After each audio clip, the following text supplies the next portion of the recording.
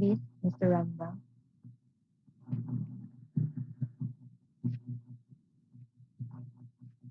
Now we will talk about the digital natives. So can someone please read Miss Cherry Ann?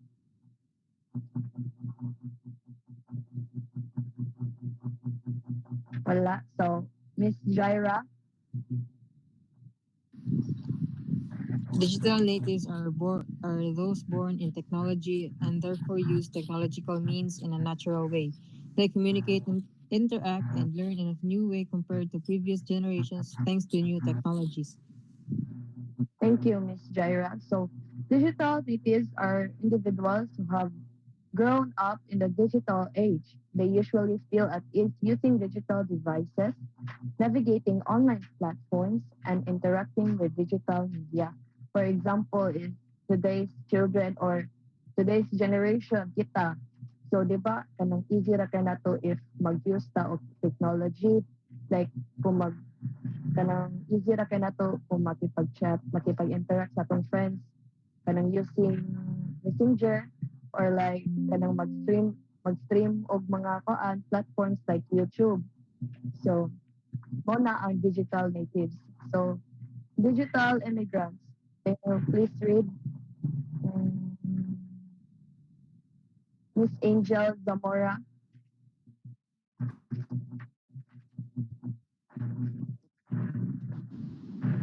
Digital immigrants, on the other hand, are older people who bring technologies into their daily lives, even though they are not digital natives. Thank you for that. So, digital immigrants, on the other hand, it refers to individual who did not grow up with digital technologies but adapted it later in life. So, example for this, Mr. Randall and Miss Angeli.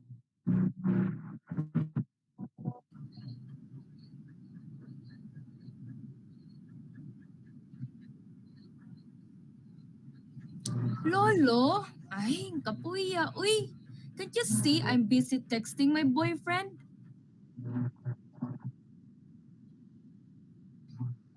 Ay, fine. What it is this time?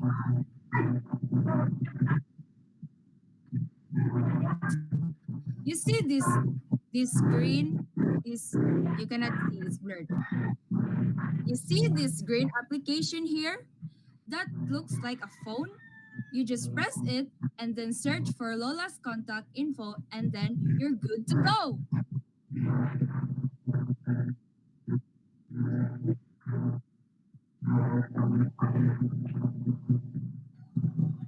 So that is that is the example of digital natives where like Angeli prote- pro like mao na siya ang digital natives like kanang maayo kaayo mo gamit og mga technology. And like digital immigrants mao na si Ramdan like mao to ang lolo nga nagpatudlo sa iyang apo kung saon pagtawag sa iyang asawa. So next please.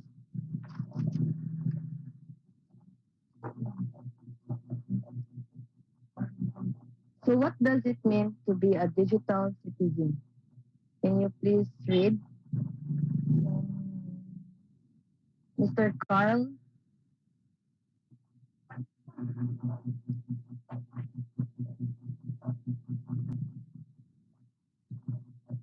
Wala si Mr. Carl Angelo.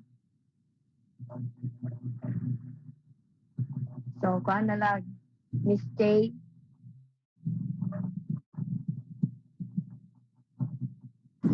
Ako? Oo. Sorry. So, what does it mean to be a digital citizen? Being a digital citizen is about working to ensure you are contributing to the health and well being of your communities. How are you contributing to a positive culture online? So, thank you for that, Miss Kay. So, digital citizenship entails responsibly, ethically, and safely engaging with technology and internet. So, next, please.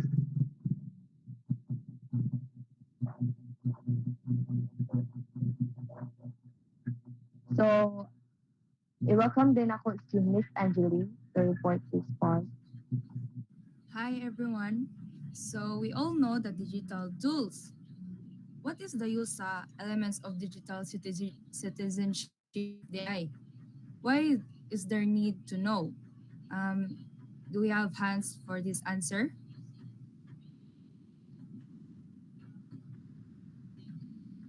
Wait, I will call someone. Van Arsenal, why is there need to know the elements of digital citizenship? I think it is essential in knowing the elements of this digital citizenship, especially when we go into the course of digital literacy. We wouldn't be this educated or knowledgeable enough if we don't know these elements Oh, and how we could foster them and use them in our world today. that is correct, Van. So digital citizenship has kanang includes knowledge and skills and mga practices to engage safely and responsibly in our digital environment to kanang protect sa atong self sa cyberbullying, privacy, and rights, and many more. So, any guess unsa ato ang first element of digital citizenship? Digital access. Correct, Van. Correct, Van. Next slide, please. Very good kay si Van, guys. Kuasan mo, guys. Ang first nato is digital access. Ay, sakto di ay, sakto. Digital access. Can you please read what is digital access, Miss K? Digital access, the equitable distribution of technology, not only understanding who has access to technology. Correct. So digital access focus on ensuring equal opportunities for individuals to access and use digital resources and technologies.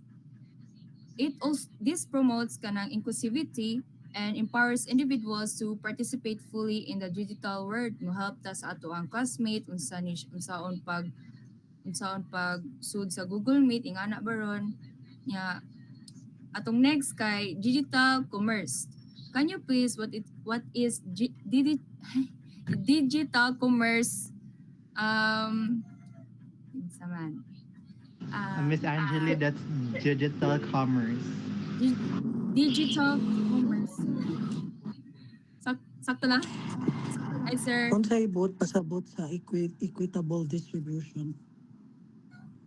Ang equitable distribution sir kanang Mm, muhatag og knowledge, equal knowledge to the students unsa ang digital sir. okay. So dapat tanan na ay opportunity to learn. Para inclusivity ang tanan. Okay, sige. So, what is digital commerce? Commerce. Hoy. Sir Charles. Digital commerce. This focuses on making safe and informed decisions when purchasing or downloading materials online. Sorry for Thank you, loud. Charles. So, ang example ani is kanang selling or buying online items. We should also kanang respect the rights of others when kanang purchasing no. Ya mo bayad sa ta og tarong. This includes respecting intellectual proper rights, privacy, and security. Also, recognizing mga potential nga risks such as identity theft or fraud or mga scams. This promotes responsible behavior, ethical consumption, and informed decision making, and thus contributing positively to the digital ecosystem. Ang third is digital communication. What is digital communication, Miss Fritz? So digital communication is understanding the different modes and mediums of digital technology and when to appropriately use them. Very good. Do you have an example for this, element of digital citizenship, Miss Jaira? Digital communication. Yes. My understanding about digital communication is kanang how we use the kanang social media platforms like kanang Facebook, Messenger, and other kanang mga platforms sa technology and unsaon sila paggamit appropriately. Kay Ah. karon mostly kay dili na sayop na ang mga paggamit sa mga kanang platforms. So that's it. That is correct, Jaira. In additional sa ni Jaira, no? Very good siya. Including proper language, tone, and manner in digital interactions. Also, you need to be kanang critically evaluate information found online, mga fake news, and and mo recognize pod mo sa harmful behaviors online and knowing how to respond appropriately whether as a victim, bystander, or perpetrator. And also ma-avoid stereotypes and mga offensive language. Next, please.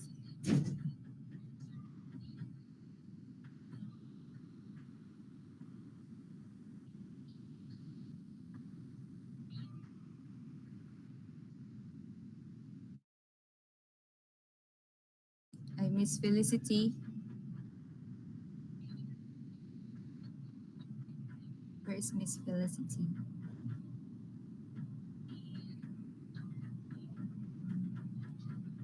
Oh, okay. So thank you. So next is digital etiquette. So understanding appropriate code of conduct and procedure when using mobile devices. So um, digital etiquette DI is following guidelines for proper behavior and manners in online interaction. For example, when sending an email.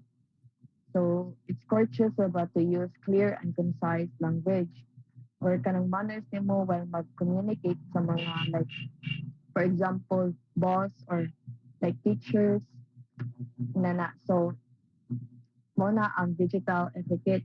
So digital literacy, can someone please read? Mr.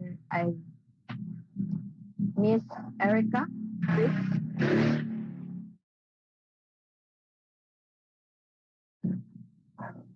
Wala si Miss So, Erica.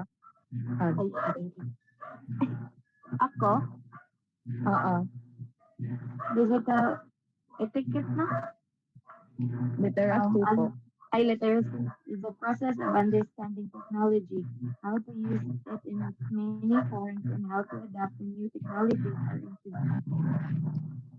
So digital literacy DI is like developing the skills necessary to critically evaluate and navigate digital content. For example, knowing how to discern credible sources from unreliable ones when conducting online research, ensuring that it came from trustworthy and accurate platforms. So, kanade ang pagka-digital, kanade ang digital literacy is like kailangan ka ng like kung magkuan ka o information, mag-search ka og information. Needed jud ang kanang makibaw jud ka if ang kanang website or platforms nga imong research kay is trustworthy o accurate and reliable. So next is digital health and welfare. So maintaining sound technological practice to promote physical and psychological wellness. So digital health and welfare is a physical and psychological well-being in digital environment. For example, wearing fitness trackers or health app that can help you to monitor and track of your physical activity or sleep patterns. Kanang makabantay mo sa mga usay sa mga health problems kay di ba makakita mo suot sila relo. So uban di ay relo like na sila kanang makatrack sa ilang like sa ilang sleep hours or sa mga like makatrack sa ilang health ug sa kanang physical activities nila ano na. So next please.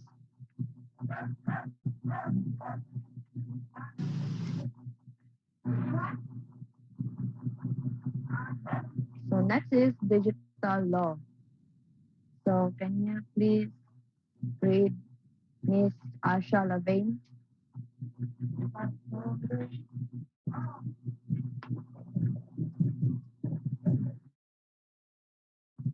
Wala si Miss Asha.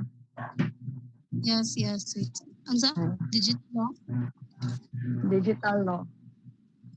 Digital law, understanding and complying with online rules and policies, and how to use technology ethically.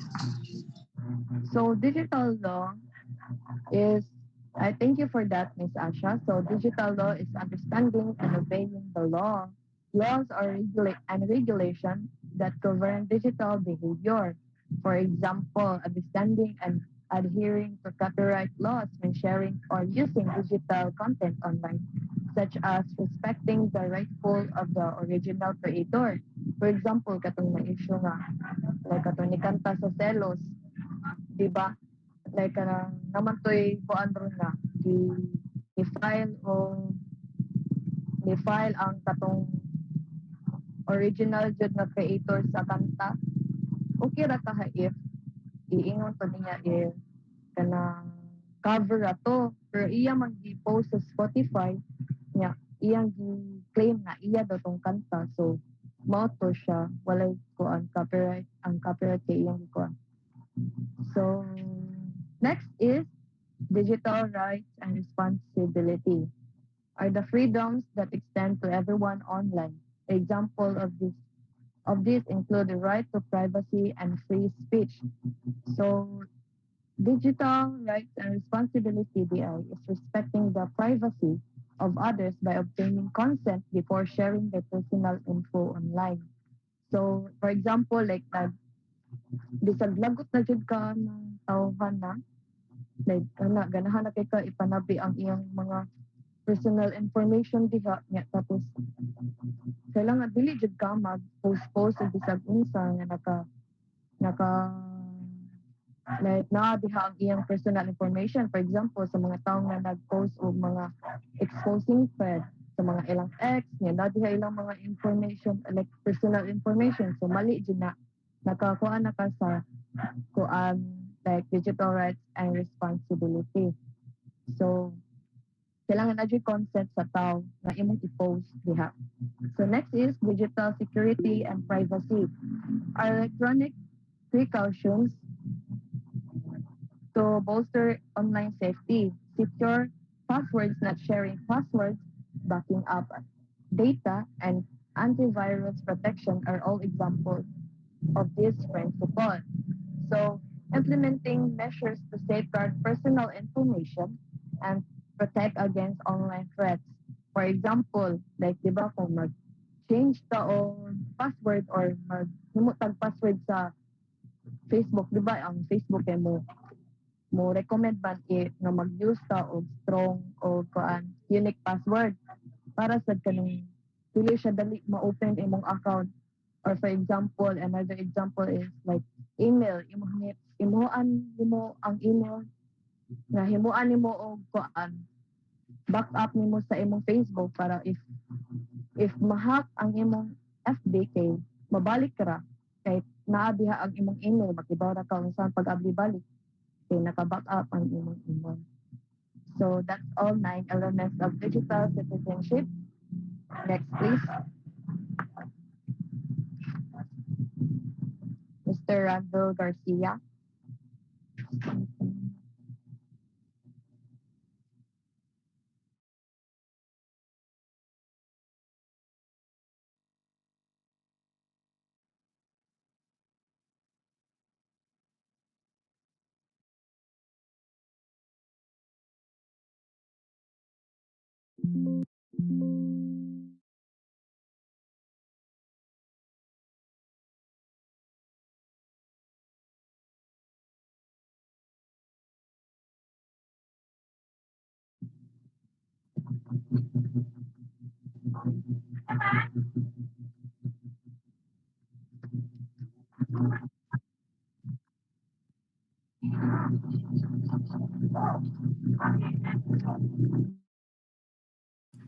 Lo, nihon kuan.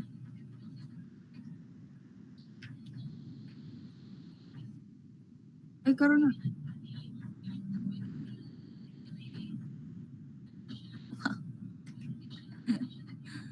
Ay, sige, go. Components of digital citizenship. After we have kanang know the elements, now we will learn what is or what are the components of digital citizenship. Well, the exact components of digital citizenship evolve with advances in technology, threats, media, and interconnectivity. The primary goal of digital citizenship stays relatively consistent. Some of the primary components of digital citizenship includes online safety, verifying sources, managing inappropriate content, and lastly is using content responsibly.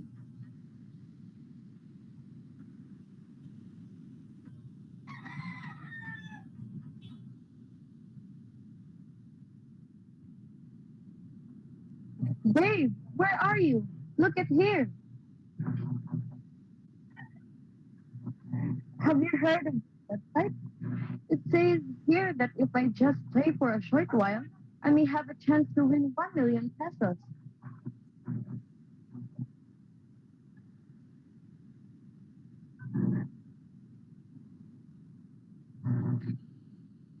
How can we know? Online safety! Wow! First is online safety. Why do we need online safety? In the components of digital citizenship, example of this, why do we have online safety? Example nilang Randall o Felicity, pataka-taka og si Felicity o kanang kuan, kanang tuo-tuo sa scam nga madaog siya 1 million pesos.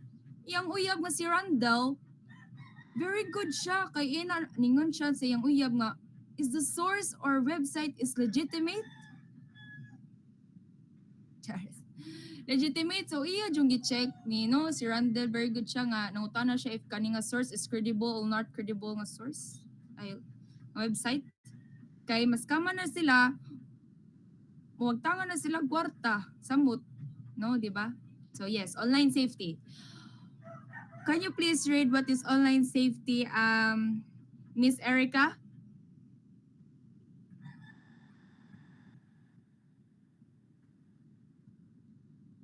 Ako, Yes, Miss Erica. Jade, under mana, mana, mana, mana. Online safety. One of the most important components of digital citizenship is the ability to stay safe online. In many digital literacy curricula, this subject has become enough of a focus that it is often contained in a separate module focusing solely on online safety. That is correct, Erica. Thank you. So online safety is being cautious about what information is shared or with whom. And using one of the kanang safety ka sa online kay mo use ka og strong mga unique passwords, mga kanang 1 at 2 dot kuan mga 6 7 no ingana nya, and keeping software and antivirus programs updated para update ka sa mga virus. Charis. Kuan ka kanang dili ka makakuan sa virus kung updated na mas ni-update o nakuan imong computer ba na mas nakuan kay mas kuan ba tong technology ro no? Very updated po. Og being able to distinguish between reliable o unreliable sources of information. And lastly is kanang mo refrain jud ta sa cyberbullying, harassment, or sharing inappropriate content. Unsa man ni pag kanang to avoid mga ingani no kanang naman tay kuan na sa settings i-report ni nato siya nya why nganong nanam na pag-report nimo report. Ani mo gawas ngano gi-report man nimo? Nayuban nga kanang harassment, mga abuse, di ba? Makita na nimo, di ba? Yes, mo na siya ang online safety. Ang second is verifying sources. How to verify sources man? We have kanang please read sa what is verifying sources, Miss Gracia.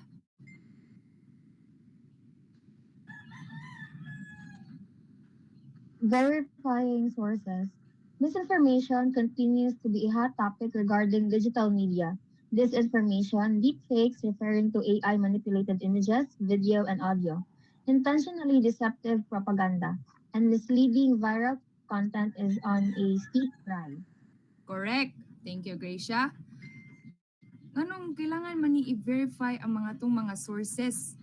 Labi na nga kuan update nga example kanang maluoy na unta ta pero ang picture day AI ra dito, computer ra dito, di ba? Na napaasa ta sa mga kanang mga computerized images or videos. O kailangan jud ta kanang maghinay-hinay og mga post sa ato ang pictures kay pwede sad na siya may AI nya wala di mo kabalo ang imong picture na nasa laing nga website. Di ba? Ingana na siya. So there are four top nga how to verify sources. First jud kay check the author's credentials. And second is cross-reference information kanang agtuag to ka sa lain information for kanang para madaghan kag information nga ma-apply sa imong self. Kanya ang third kay consider the date, nga timely ba siya, di ba? O last is use fact checking tools. Karang mga example na kay kita na siya, ma-search na siya if kanang source is kanang correct. Nya ang second ay third DI is next please.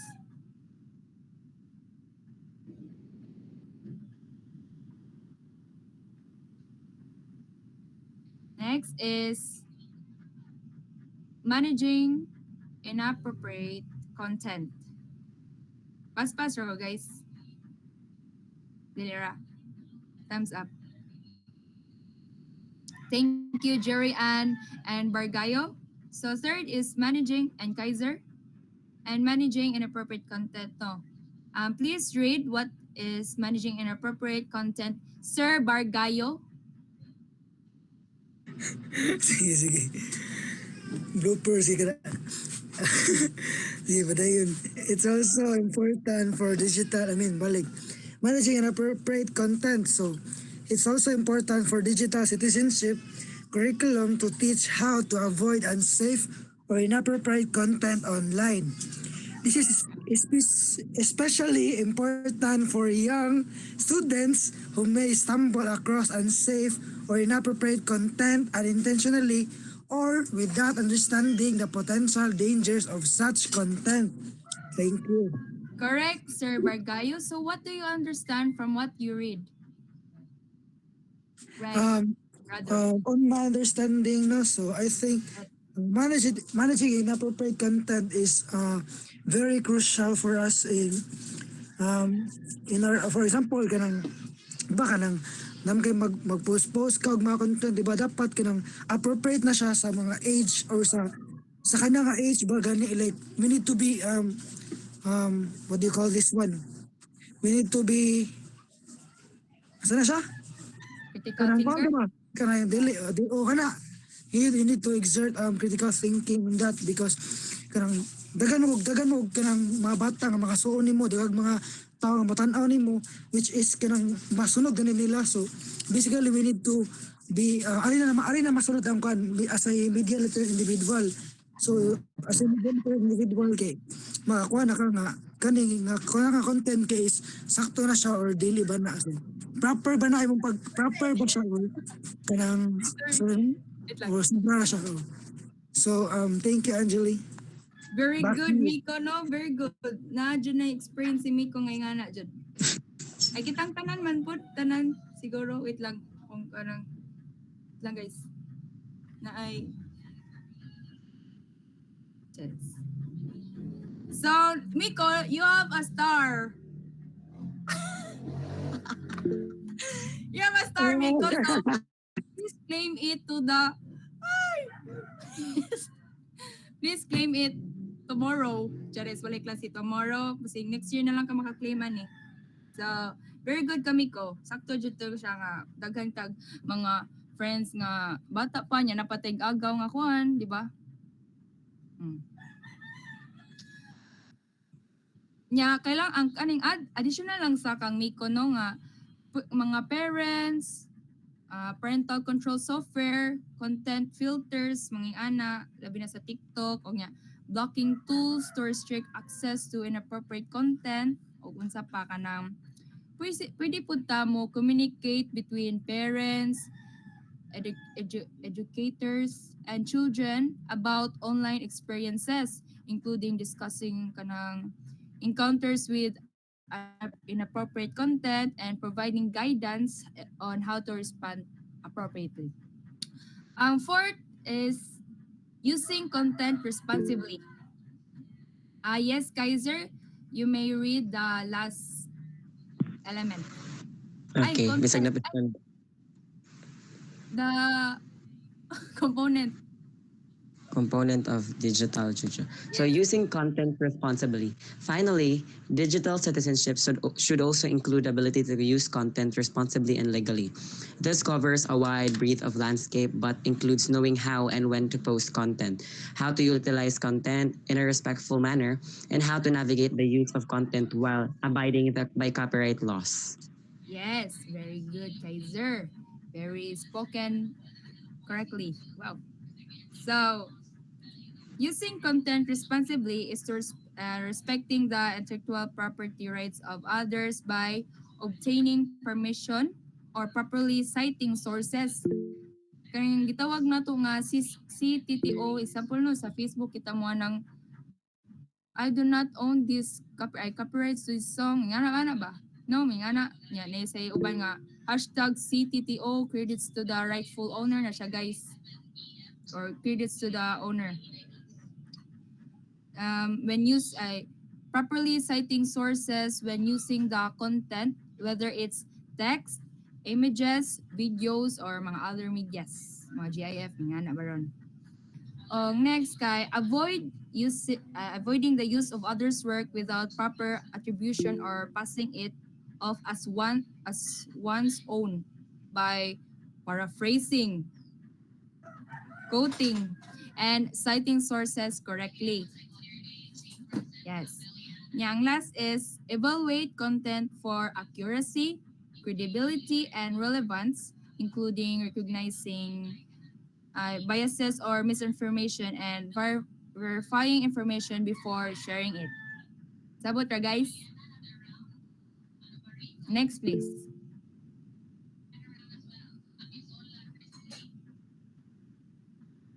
So sa tanan na mo gi tabi dire, unsa man inyong conclusion? Can I have a hand?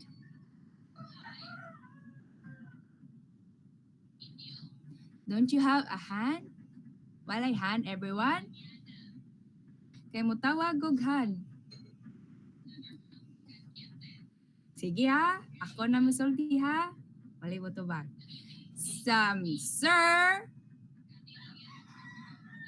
Sir, darang dang dang dang dang dang dang.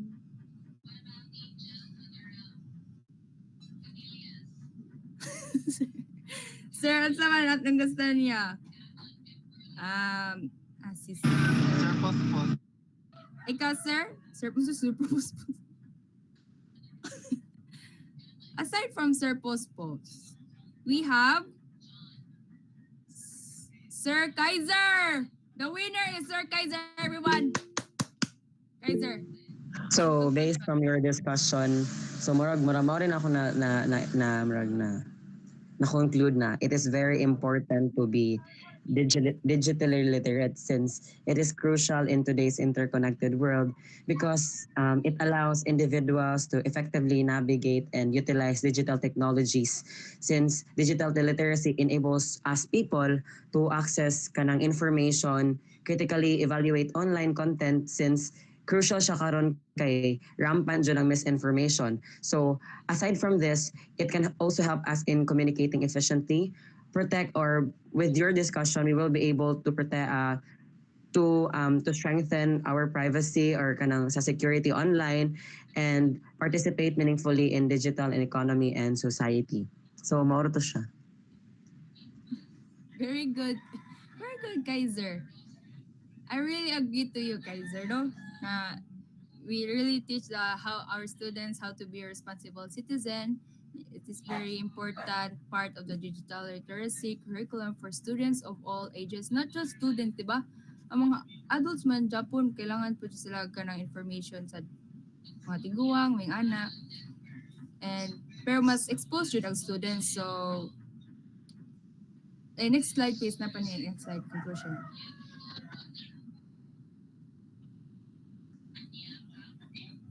And because of this kanang increasingly kanang update na kay technology ni technology, how to protect their privacy and safety online, no? While being able to identify and mitigate misinformation and risks, as well as utilizing media respectfully and legally. So si Kaiser, nanay, duha ka star si Kaiser, everyone! Please claim lang ni next year. Bantay lang ha dinahatag sa kuha ha. Bye-bye everyone, mora to. Ako star Anjali Pila. Wala. Plus points na Bantay sa na langit. akong star doon.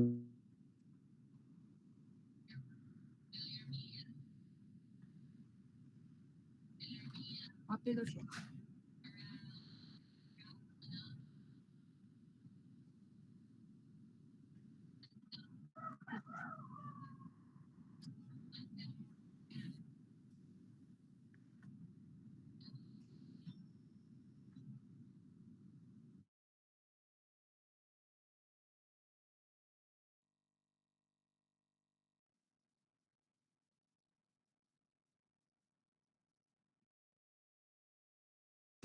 I believe wala si sir sa call. Join na naka Join si sir. Join na si sir. Naman si sir. Hello, sir? Yes. Ting.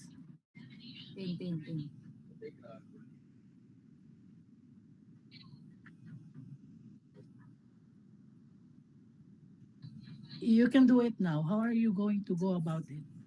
Mag-G4 mo? Mag-G4 mo?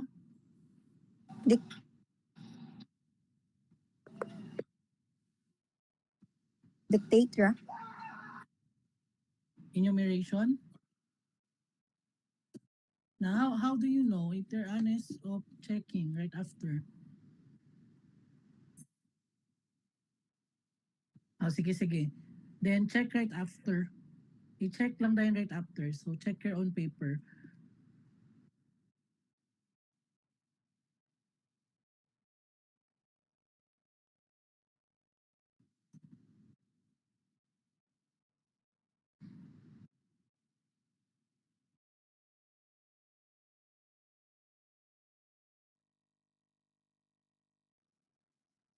Attendance.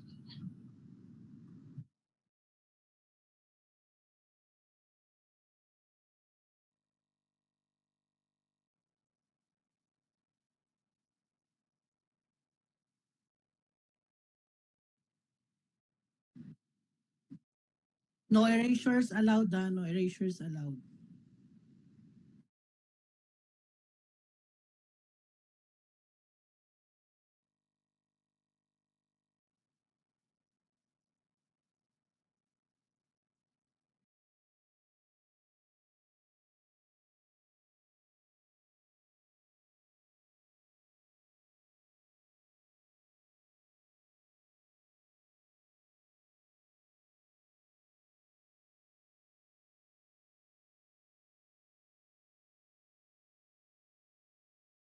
Sorry na wa akong wifi.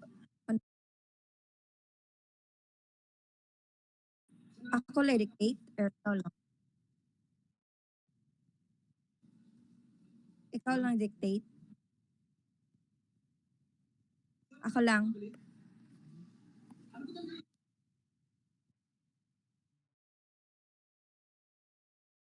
Wait sa.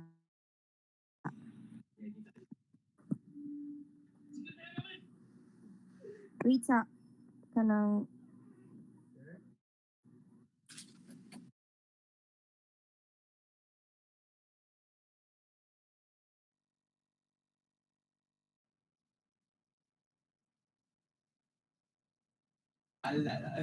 Okay, number 1. Ay, Charis. Okay. Ay, ako lang, Angeli. Okay, number 1. So, this is the ability to navigate the digital environment in a way that's safe and responsible.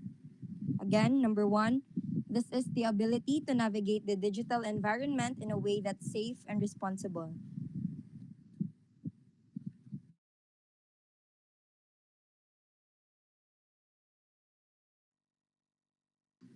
Okay, number 2. So, the increase of productivity by automating repetitive manual tasks is a benefit of digital citizenship. True or false?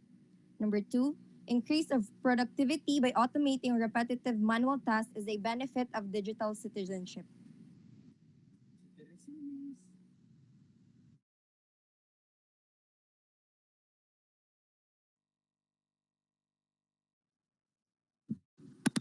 Number 3, so these are those born in technology and therefore uses technological means in a natural way. Number 3, these are those born in technology and therefore uses technological means in a natural way.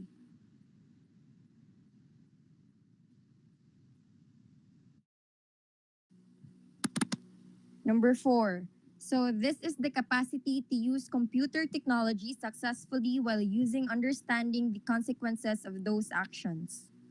Number 4, this is the capacity to use computer technology successfully while also understanding the consequences of those actions.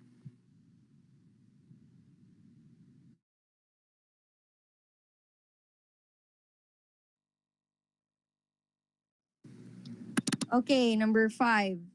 So these refer technology-based software, applications, or online platforms that are designed to enhance productivity and efficiency.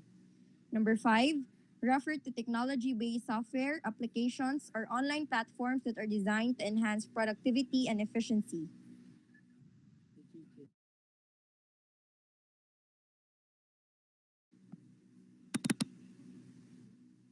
6 to 10. So give the 5 categories of digital tools. 6 to 10. Give the 5 categories of digital tools.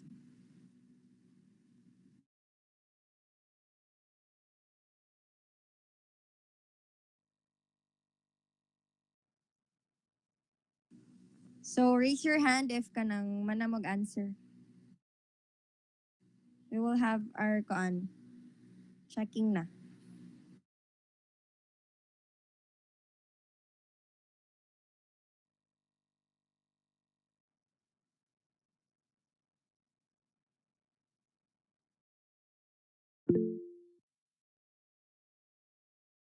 So I believe everyone is done na. So let's have our checking. Do it once again. Take it easy, one at a time. Sige, para maka-answer pa sila. Ibalik one time. Just in case ang uban na Okay. wala na putol. Okay, sir. So, number 1, this is the ability to navigate the digital environment in a way that's safe and responsible. Number 1, this is the ability to navigate the digital environment in a way that's safe and responsible. Number 2, increase of productivity by automating repetitive manual tasks is a benefit of digital citizenship. True or false? Number 2, increase of productivity by automating repetitive manual tasks is a benefit of digital citizenship. True or false? Number 3, these are those born in technology and therefore uses technological means in a natural way. Number 3, these are those born in a technology and therefore uses technological means in a natural way. Number 4, this is the capacity to use computer technology successfully while also understanding the consequences of those actions.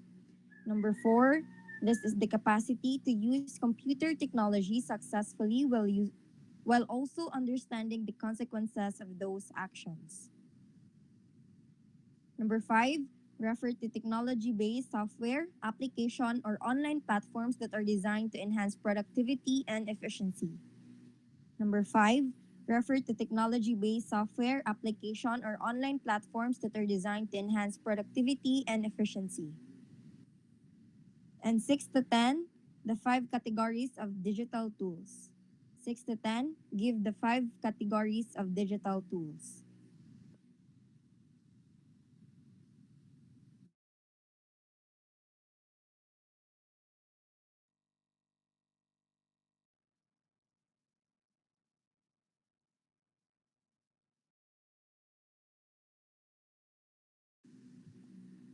So, thumbs up lang guys ha if okay na.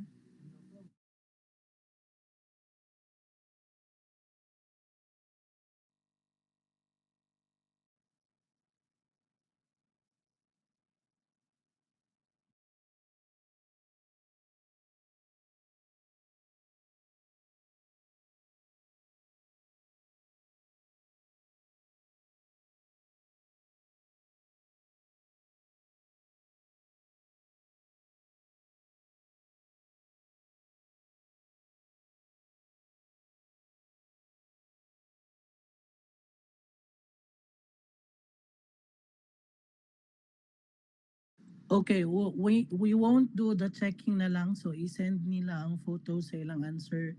Then, ang reporters na ang mo check para they won't change their answers. So, let everyone send their answers right now directly.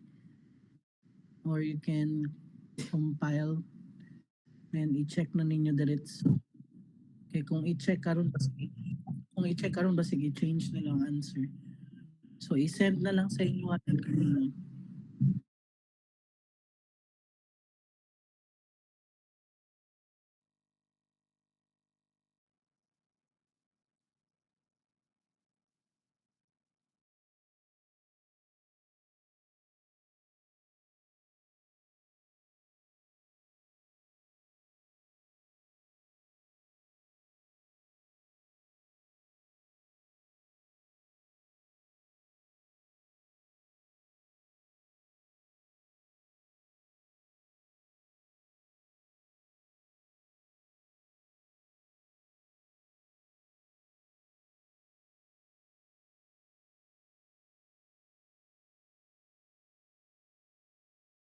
Okay, do we have questions for the group?